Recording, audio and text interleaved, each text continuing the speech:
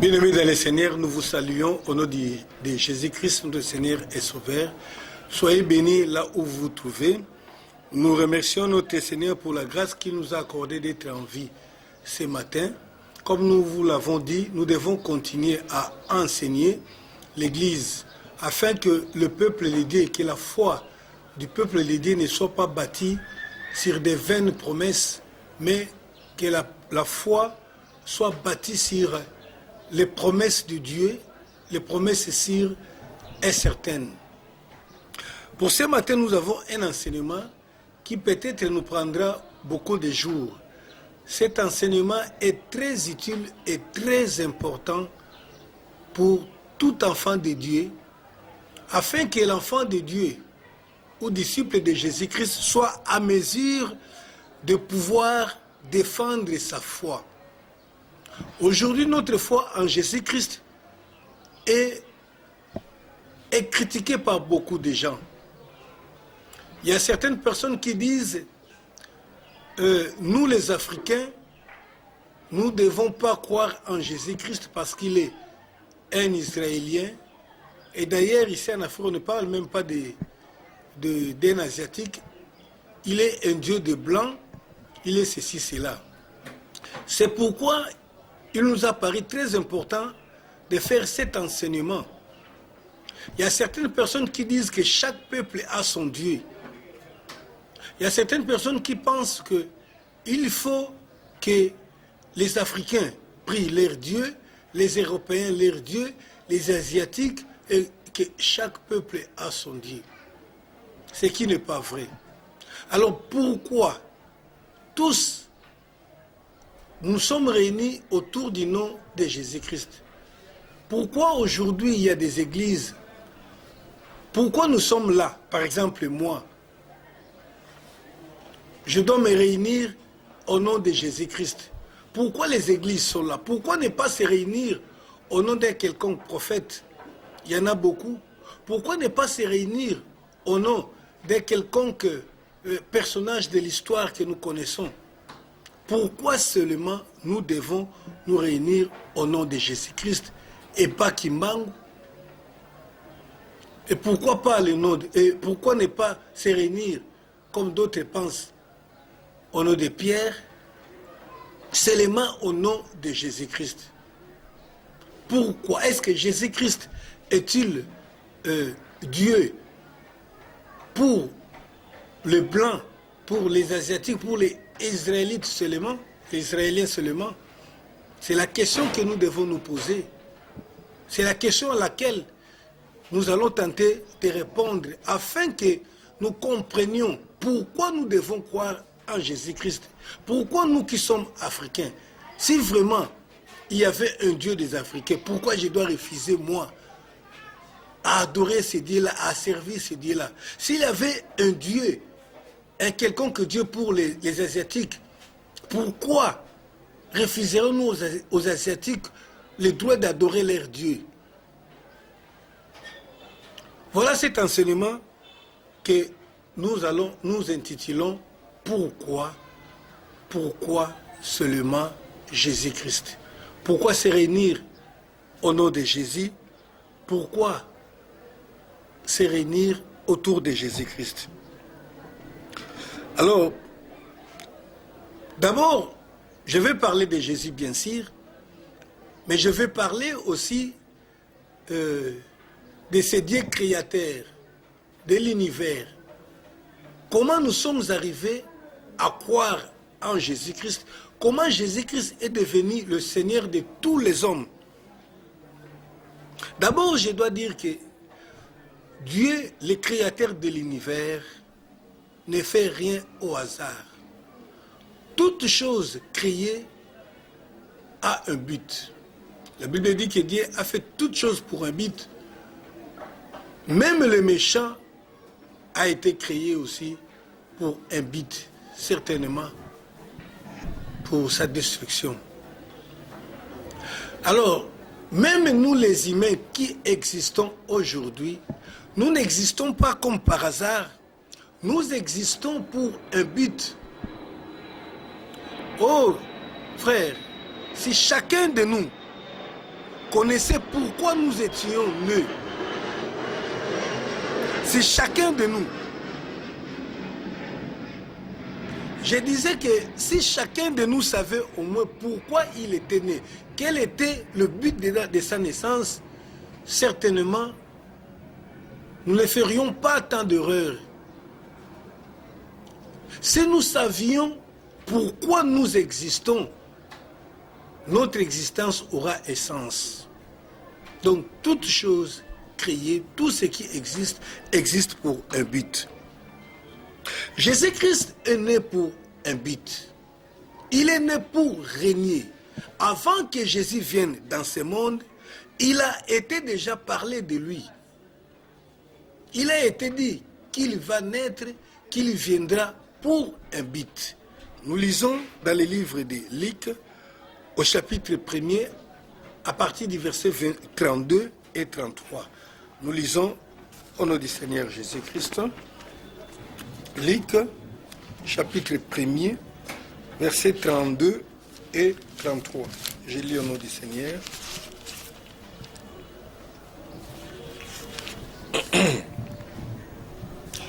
Il sera grand. Donc on parle de Jésus-Christ qui va naître, l'enfant qui va naître. Donc je peux même reculer un peu à partir du verset 31 pour une bonne compréhension. On nous dit ceci. Et voici tu deviendras enceinte et tu enfanteras un fils. Et tu lui donneras le nom de Jésus. Il sera grand et sera appelé fils du Très-Haut. Et le Seigneur, Dieu lui donnera le trône de David, son père. Il régnera sur la maison de Jacob éternellement. Et son règne n'aura point de fin. Alléluia. Là, on nous parle de la naissance de Jésus-Christ qui a été prédit plusieurs années avant son existence, avant sa venue sur la terre. Les prophètes ont parlé de Jésus-Christ qu'un enfant sera né. On lui donnera tel nom. Il sera appelé Père éternel. Il y régnera à jamais. Et il était dit qu'il viendra par une femme vierge. Et c'est là, nous venons de lire là, lorsque l'ange Gabriel a rencontré Marie, il lui a annoncé qu'il a été choisi pour mettre un fils au monde. Et ce fils qui viendra au monde sera appelé fils du Très-Haut. Il régnera sur le trône de David et son règne sera éternel. Donc j'étais en train de dire que toute chose est faite pour un but et Jésus est venu dans le monde pour régner. Et ce qui est encore intéressant pour Jésus, c'est que la Bible nous dit que son règne est éternel, il régnera éternellement. Nous lisons encore un autre passage dans le livre de Matthieu, au chapitre 1er, verset 19, Matthieu chapitre 1er, 19 à 21, nous lisons au nom du Seigneur Jésus-Christ. Joseph, son époux, qui était un homme de bien et qui ne voulait pas la diffamer, se proposa de rompre secrètement avec elle. Et comme il y pensait, voici un ange du Seigneur lui apparut en songe et dit, Joseph, fils de David, ne crains pas de prendre avec toi Marie, ta femme, car l'enfant qu'elle a conçu vient du Saint-Esprit. Elle enfantera un fils, et tu lui donneras le nom de Jésus. C'est lui qui sauvera son peuple de ses péchés. C'est lui qui sauvera son peuple de son péché. Tout cela arriva afin que s'accomplisse ce que le Seigneur avait annoncé par le prophète. Voici, la Vierge sera enceinte, elle enfantera un fils, et on lui donnera le nom d'Emmanuel, ce qui signifie Dieu avec nous. Alléluia. J'ai dit, pourquoi nous nous réunissons autour du nom de Jésus? Pourquoi nous devons fléchir nos genoux devant Jésus. Pourquoi nous devons l'adorer? Pourquoi nous le reconnaissons comme Seigneur? Parce que d'autres estiment que chaque peuple doit avoir son Dieu et l'adorer. Et nous sommes en train de démontrer que la Bible dit que Dieu fait toutes choses avec un but. Et nous avons lu que Jésus-Christ est venu sur la terre pour régner. Et son règne est éternel. Il est venu pour effacer les péchés de son peuple, les péchés des hommes. Il est venu sur la terre avec un but. Et on dit qu'il sera appelé Emmanuel, ce qui signifie Dieu parmi les hommes. C'est ce que je disais. Si chacun de nous savait du moins pourquoi il était né, en tout cas, sa vie ne sera pas un gaspillage, sa vie sera vraiment un épanouissement. Alors maintenant, pour tous ceux qui croient en Jésus-Christ également, la Bible leur dit qu'il leur donne également le pouvoir de devenir enfants de Dieu. Selon Jean, chapitre 1er, verset 12. Je voudrais que tout le monde sache du moins, si tu es enfant de Dieu, que tu comprennes aussi pourquoi tu es devenu enfant de Dieu. Puisque rien ne s'est fait au hasard, comme je le disais tantôt là, toute chose est faite pour un but. Mais pour ceux qui croient en Jésus-Christ, selon Jean 1, 12 et 13, à tous ceux qui l'ont cru, il leur a donné le pouvoir de devenir enfants de Dieu, qui sont nés non de la volonté de l'homme, mais de la volonté de Dieu. Donc, tous ceux qui croient en Jésus-Christ, qui est appelé Dieu parmi les hommes, qui est venu pour libérer les péchés, est devenu enfant de Dieu. Mais devenir cet enfant de Dieu doit aussi avoir un but. Pas rien ne s'est fait au hasard. Jean-Baptiste qui était venu avant Jésus-Christ pour parler de Jésus, il savait exactement pourquoi il était là. Et c'est pourquoi il ne s'est pas écarté de sa mission. Il a fait ce qui lui était réservé. Et il a fini sa course. Donc Dieu avait un plan pour l'humanité. Parce que nous disons que Dieu est le créateur de l'humanité, de tous les hommes, américains, africains, asiatiques, européens ou océaniens, je ne sais pas si on les appelle comme ça. Tous nous avons été créés par un seul Dieu. Et si donc tous ont été créés par un seul Dieu, c'est Dieu, s'il a un plan quelconque pour les hommes, il faut que tous ces hommes participent à ce plan-là. C'est comme si vous avez un parent qui a engendré beaucoup d'enfants et que ses parents ont un plan. Honnêtement, si ses parents est juste, il doit avoir un plan pour tous ses enfants. Donc, il existe un plan de Dieu avant que ce monde soit fondé. Comme j'ai dit, toute chose est faite pour un but. Même ce monde a été créé par Dieu pour un but. Dieu avait déjà un plan avant la fondation du monde pour ce monde et pour tous ces gens qui y habiteront. Donc nous ne sommes pas là par hasard. Je voudrais que nous découvrions un peu le plan de Dieu, le plan que Dieu a fomenté en lui-même avant que ce monde puisse exister. Et je vous assure que ce plan ne peut pas échouer. Le plan de Dieu se trouve dans le livre des Éphésiens au chapitre 1er. Vous allez le lire à partir du verset 8. Éphésiens chapitre 1er, à partir du verset 8 à 10. Nous lisons... non, que Dieu a répandu abondamment sur nous. Excusez, je dois recommencer. Il faut que nous commencions à partir du verset 7 afin que notre lecture soit un peu compréhensible. Donc je commence, je lis Éphésiens chapitre 1er à partir du verset 7. Et nous allons nous arrêter au verset 10. Je lis ceci. En lui, nous avons la rédemption. Donc, c'est-à-dire, en lui, là, c'est en Jésus-Christ, pour bien comprendre. Donc, il faut lire, il faut reculer au premier verset. Il est important, bien aimé, pour vous qui voulez connaître la profondeur des Écritures, la profondeur de Jésus-Christ.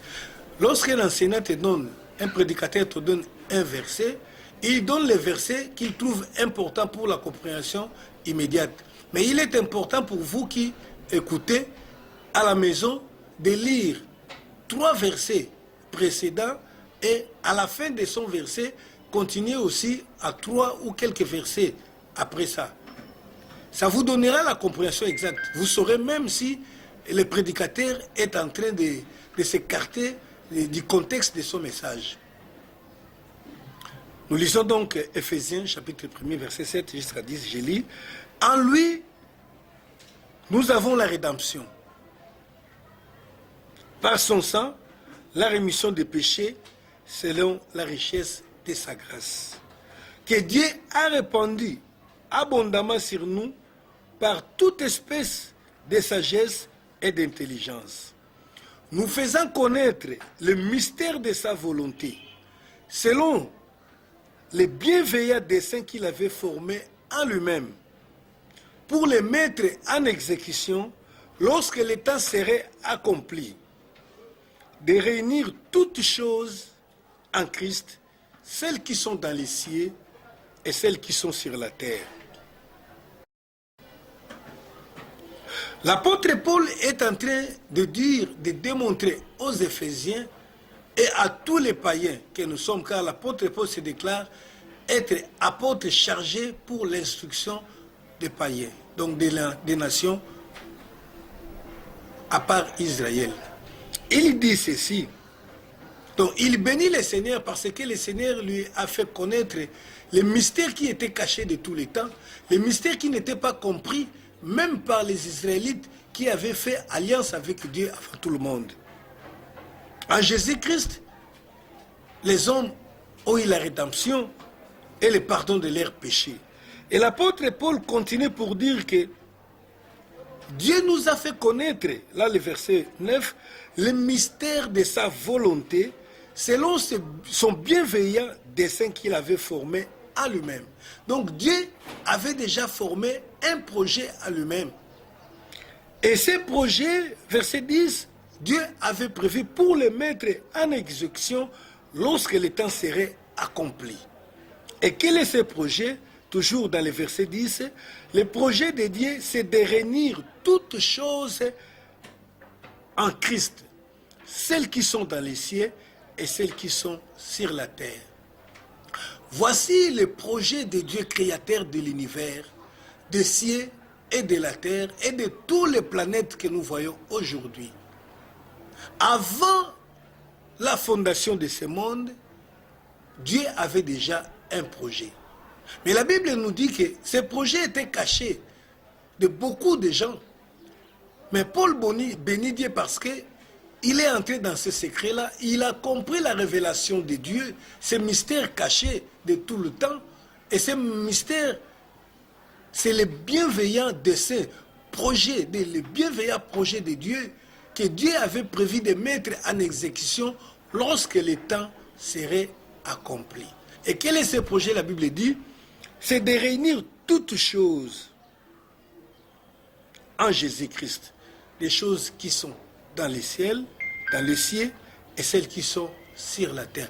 Voici le projet de Dieu. Donc, en créant le monde, Dieu avait son projet. Son projet était que toutes choses, tous les hommes qui existeront, qu'il créera, lui Dieu, puissent un jour être réunis sous un seul gouvernement, sous un seul homme, Jésus-Christ. Même les anges dans les cieux ont été créés pour qu'un jour, qu'ils puissent tous être réunis avec les hommes créés pour vivre sur la terre dans un seul royaume sous une seule autorité, l'autorité de Jésus-Christ. C'est ça le plan de Dieu. Et ce plan a été tracé avant la fondation du monde, selon que nous lisons dans Éphésiens chapitre 1er au verset 4. Je lis. En lui, Dieu nous a élus avant la fondation du monde pour que nous soyons saints et irrépréhensibles devant lui. Donc Dieu a choisi certaines personnes comme moi, comme vous, si vous avez cru en Jésus. Il nous a choisis avant la fondation du monde afin que nous participions dans ce grand projet qui est de réunir toutes choses sous le règne de Jésus-Christ. Donc ce n'est pas par hasard. C'est pourquoi il convient à l'homme de comprendre ce plan et de se mettre dans ce plan-là pour pouvoir bénéficier de cette grâce-là, de vivre dans ce règne. Nous avons lu là que Jésus, son règne a été programmé pour être un règne éternel.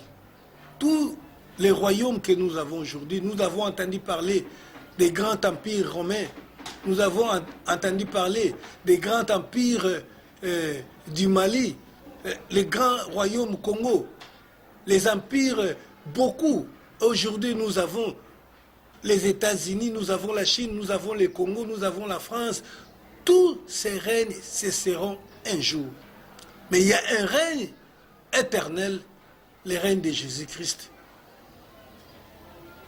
selon le plan de Dieu qui a été élaboré avant la fondation du monde. Je lis 2 Timothée, chapitre 1er. J'ai dit que cet enseignement doit être dispensé en plusieurs parties. Donc nous voulons donner des explications sérieuses avec des passages au lieu d'être... on vient de faire des choses à la va-vite qui ne va pas vraiment nous arranger. Je lis 2 Timothée 1, 8 à 10. 2 Timothée 1, 8 à 10.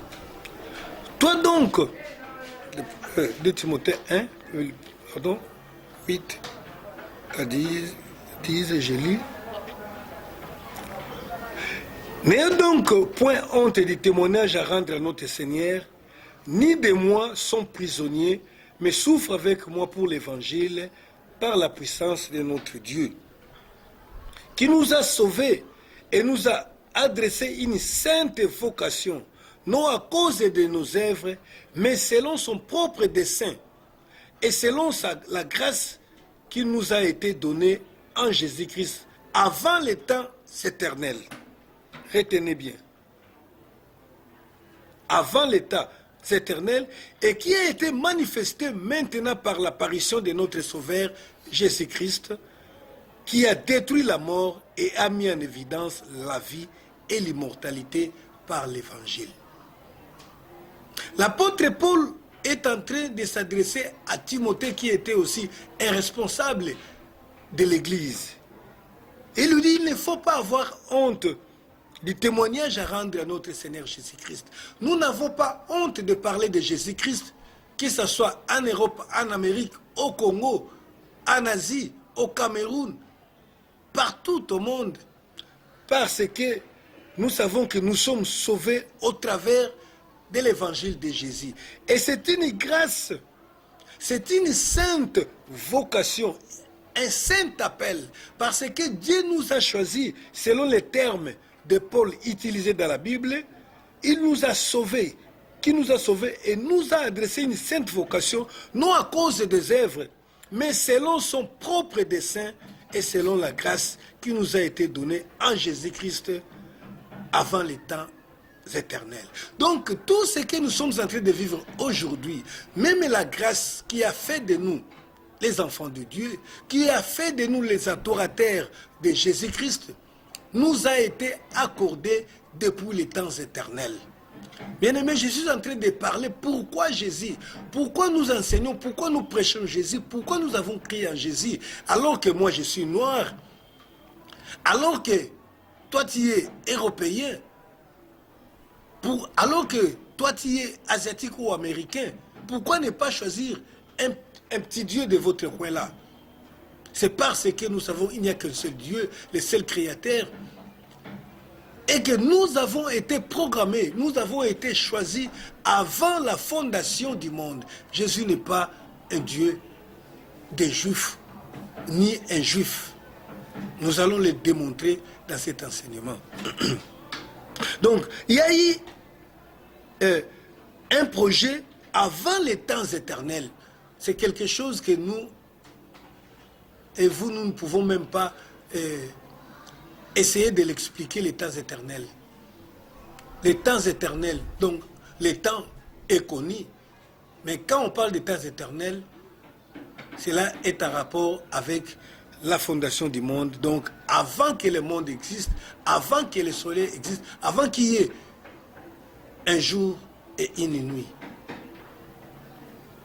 Et la Bible dit que cela a été manifesté maintenant par l'apparition de notre Seigneur Jésus-Christ. C'est Jésus qui a détruit la mort. Je disais une fois, dernièrement j'ai rencontré un compatriote musulman dans un bus, je lui disais, il a essayé de parler de Jésus qu'il ne connaît pas, qu'il ne maîtrise pas. Je lui ai dit non, ne parle pas de ces histoires-là que tu ne maîtrises pas. Je lui ai dit, tous les prophètes sont morts, mais un seul a vaincu la mort, c'est Jésus-Christ. Et c'est pourquoi nous croyons à la vie éternelle en Jésus. Parce qu'il a démontré en ressuscitant de mort. Le récit de Jésus n'est pas seulement biblique. Même des historiens extra-bibliques, comme Joseph Flavius, a parlé de Jésus. Jésus n'est pas un mythe.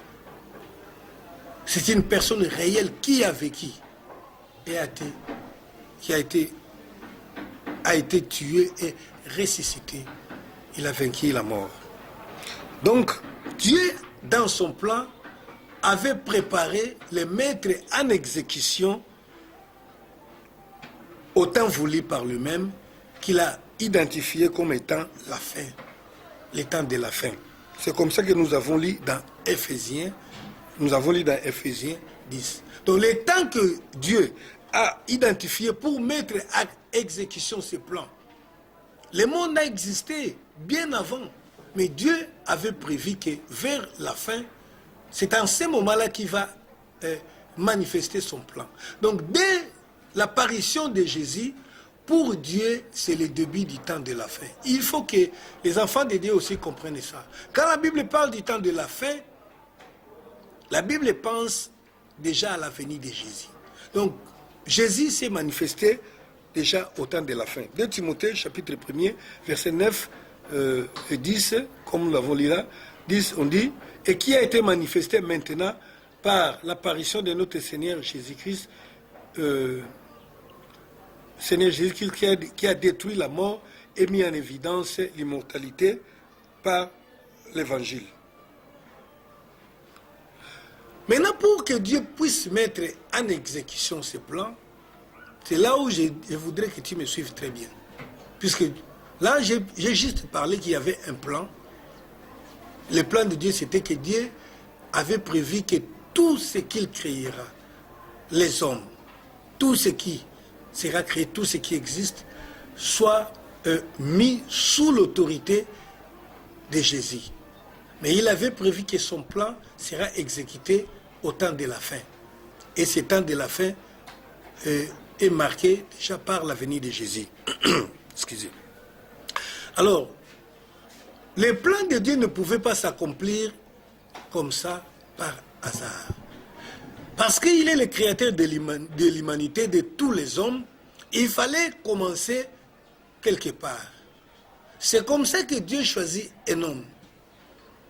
Pour l'accomplissement de ce projet de l'humanité, de toute l'humanité, Dieu choisit un homme qui s'appela ou qui s'appelle Abraham. Abraham n'est pas un Israélite, il faut qu'on se le dise. Jésus est ici d'Abraham, mais Abraham lui-même n'était pas un Israélite. Abraham est sorti des Chaldées, ce qu'on peut considérer aujourd'hui comme Irak. Donc, en fait, Dieu devait faire quelque chose. Il fallait qu'il choisisse une personne par laquelle accomplir son projet. Si j'ai un projet à accomplir dans un pays ou dans une famille, je pense que j'aurais besoin d'une personne, j'aurais besoin toujours d'une référence, d'un point de contact, même si je vais parler à tous les Congolais, mais j'aurais besoin d'un canal par lequel atteindre tous les hommes. C'est comme ça qu'Abraham fut choisi. Et la Bible déclare qu'Abraham n'était pas choisi à cause de sa piété. La Bible reconnaît Abraham comme un idolâtre. Et son père aussi comme un idolâtre. Ils adoraient le Dieu fait par les hommes. Des statues, bien sûr, des dieux imaginaires, la lune, les étoiles, des histoires comme ça, des choses créées. Mais Dieu a choisi un homme, Abraham, pour pouvoir accomplir son dessein. Donc Abraham n'était pas choisi à cause de sa piété parce qu'il connaissait Dieu, non. Parce que tous ne connaissaient pas Dieu. Dieu a créé les hommes ne l'ont pas connu. Dieu vit au ciel avec les anges, il a créé l'homme, il a laissé l'homme sur la terre. Et l'homme a péché, Dieu a abandonné l'homme, l'homme s'est débrouillé seul. Mais quand le temps était arrivé, il fallait que Dieu descende pour pouvoir accomplir ce projet éternel, ce projet conçu dans l'éternité, qui consistait à mettre tous les hommes sous le royaume, sous les règnes de Jésus, était arrivé. Le Seigneur, Dieu, a choisi Abraham. Comme Abraham a été contacté, a accepté de collaborer avec Dieu, Dieu l'a accepté et l'a rendu juste. Nous lisons Genèse chapitre 12. En fait, ce que nous sommes en train de dire, c'est toute l'histoire de l'Église, c'est toute l'histoire du monde, de Dieu. Je voudrais que vous me suiviez avec beaucoup d'attention. C'est vraiment important que les enfants de Dieu comprennent ces choses. Genèse chapitre 12. Genèse chapitre 12, versets 1 et 2. L'Éternel dit à Abraham, va-t'en de ton pays, de la patrie et de la maison de ton père, dans le pays que je te montrerai. Je ferai de toi une grande nation et je te bénirai. Je rendrai ton nom grand et tu seras une source de bénédiction. Je bénirai ceux qui te béniront et je maudirai ceux qui te maudiront. Et toutes les familles de la terre seront bénies en toi. Voilà le commencement du contrat de Dieu avec Abraham pour le salut de l'humanité. Pour la réalisation de ce plan, ce fameux plan qui consiste à réunir tous les hommes. Dieu choisit Abraham et Abraham obéit. Imaginez-vous une personne qui ne connaissait pas Dieu, tu ne connais pas une personne, un étranger qui se présente devant toi, il te dit, écoute-moi, quitte ta maison, moi je vais te faire ceci, je vais te donner cela. Et tu crois sans te poser de questions, en tout cas, c'est quelque chose un peu de bizarre. Mais Abraham l'a fait, il n'avait jamais entendu parler de Dieu. Mais Dieu l'a rencontré, il lui a dit, voilà, je veux que tu quittes ta nation, tu quittes ton pays, et moi, je te donnerai un pays, je te rendrai grand, et je ferai de toi une grande nation, et il souligne également que toutes les nations de la terre seront bénies en toi. Donc en toi, Abraham, toutes les familles de la terre, tous les hommes de la terre seront bénis en toi. Israël n'existait pas, les Juifs n'existaient pas. Donc l'histoire du salut des hommes ne concerne pas. Ce n'est pas une histoire des Juifs, c'est l'histoire de Dieu avec les hommes qu'il a créés. Mais si Dieu a choisi, permettez-moi de l'appeler comme ça, un Chaldéen, donc un Babylonien, ce n'est pas notre problème. Il pouvait aussi choisir quelqu'un du Congo, quelqu'un de l'Europe, mais il a choisi Abraham, qui n'est pas Israël, mais qui est sorti de la Chaldée. Genèse chapitre 18, verset 18, Dieu dit ceci, 18 et 19. Abraham deviendra certainement une nation grande et puissante, et à lui seront bénies toutes les nations de la terre. On ne parle même pas d'Israël, mais on parle déjà de toutes les nations de la terre. Donc là, Dieu est en train de parler du Congo, il est en train de parler de l'Amérique, il est en train de parler de l'Asie, mais il parle à un homme. Il dit, Abraham deviendra grand, il deviendra une nation puissante, et en lui seront bénies toutes les nations de la terre. Verset 19, car je l'ai choisi afin qu'il ordonne à ses fils et à sa maison après lui de garder la voie de l'Éternel en pratiquant la droiture et la justice, ainsi et qu'ainsi l'Éternel accomplisse en faveur d'Abraham les promesses qu'il lui a faites. Dieu a fait les promesses à Abraham.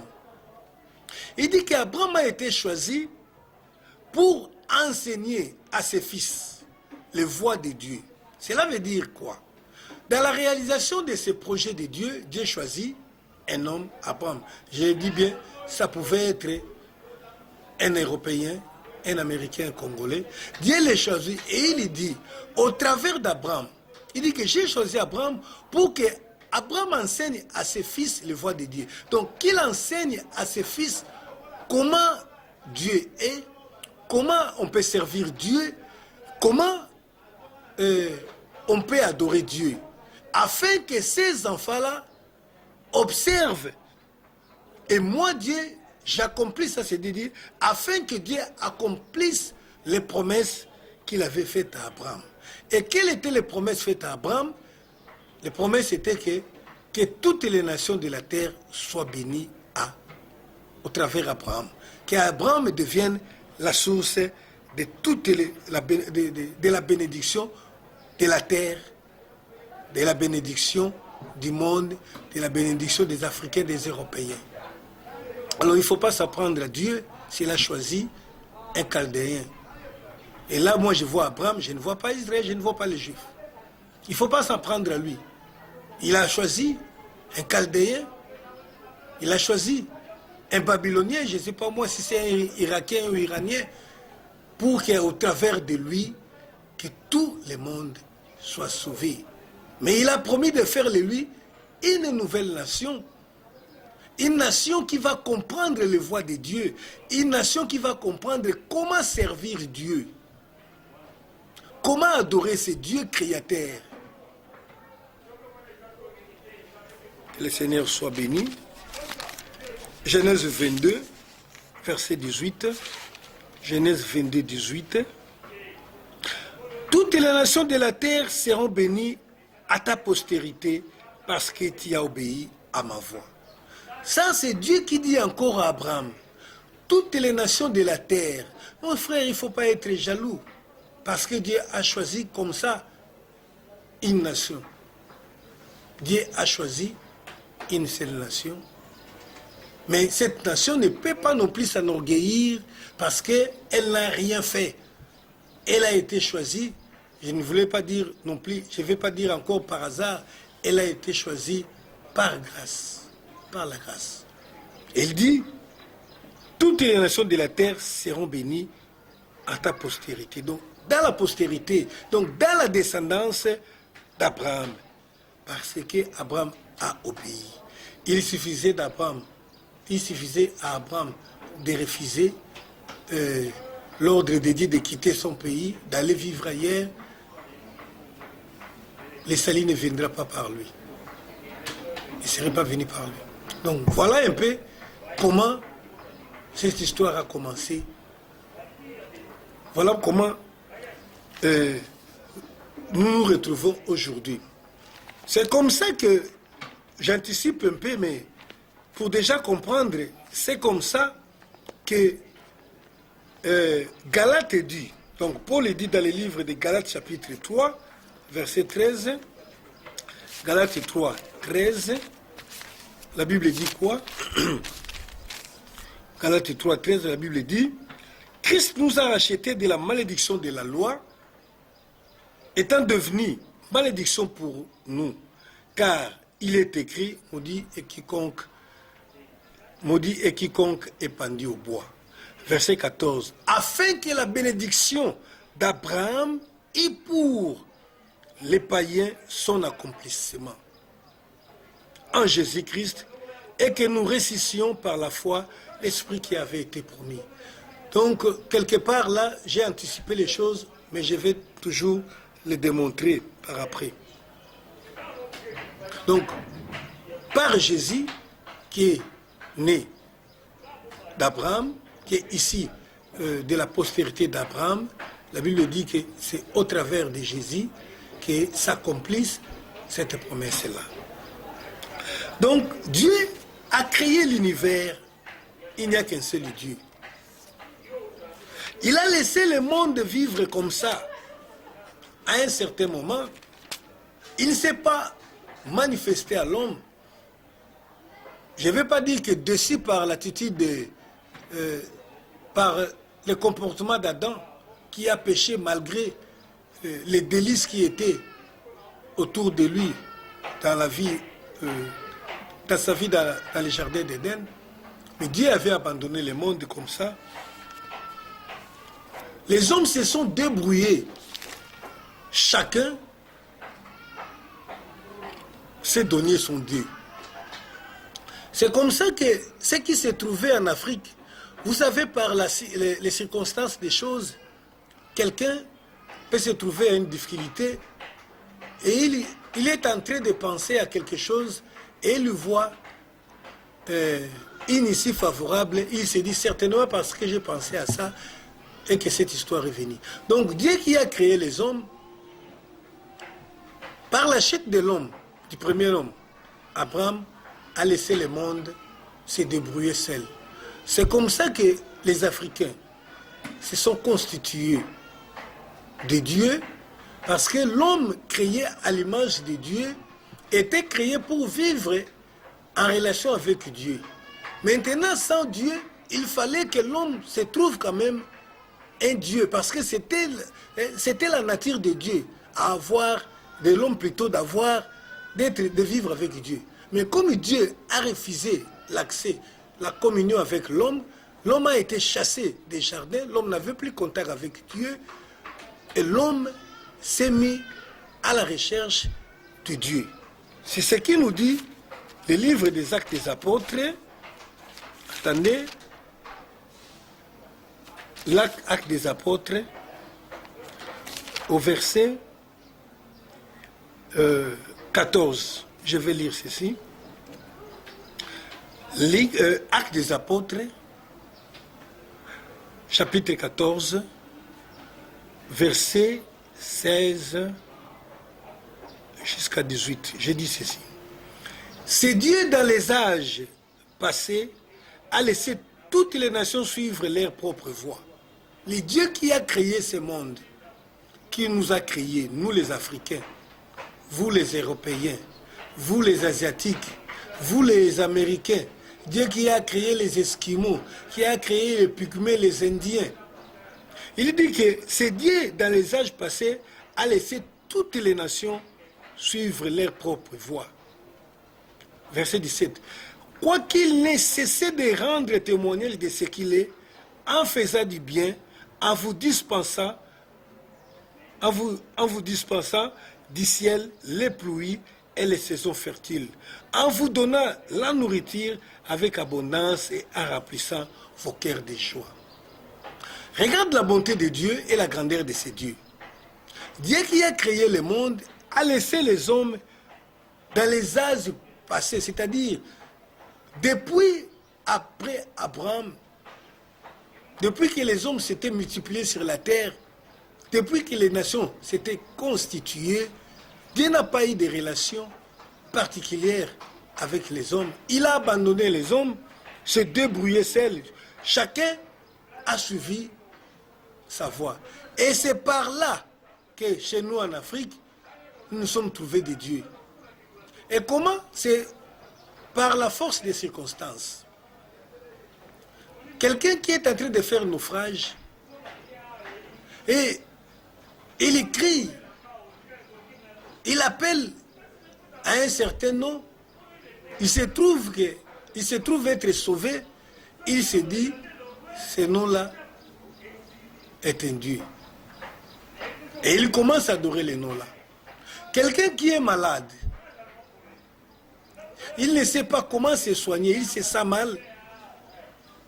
Par la force des circonstances, il prend un morceau de bois, il le mâche, il se sent mieux, il dit, cet arbre est un Dieu, c'est lui qui m'a sauvé. Il commence à adorer l'arbre. C'est par la force des circonstances, parce que Dieu a laissé les hommes, c'est comme ça que les hommes se sont trouvés de Dieu. Mais ce Dieu-là, comme il était Dieu, il n'avait pas abandonné les hommes. La Bible dit qu'il était là, il les a protégés, il les a soutenus et il a pourvu à leur vie en dispensant aux hommes les pluies et les saisons, afin que les gens cultivent. Mais il savait qu'il reviendra un jour, pour se mettre en contact avec ces gens-là, pour accomplir son projet fondé avant la fondation du monde. Je lis encore Acte 17, verset 22 jusqu'à 30. Acte 17. Maintenant là, un jour, l'apôtre Paul s'est retrouvé dans une ville grecque. Il dit ceci: Paul, debout au milieu de l'aéropage, dit: Homme athénien, je vous trouve à tous égards extrêmement religieux. Car en parcourant votre ville et en considérant les objets de votre dévotion, j'ai même découvert un hôtel avec cette inscription à un Dieu inconnu.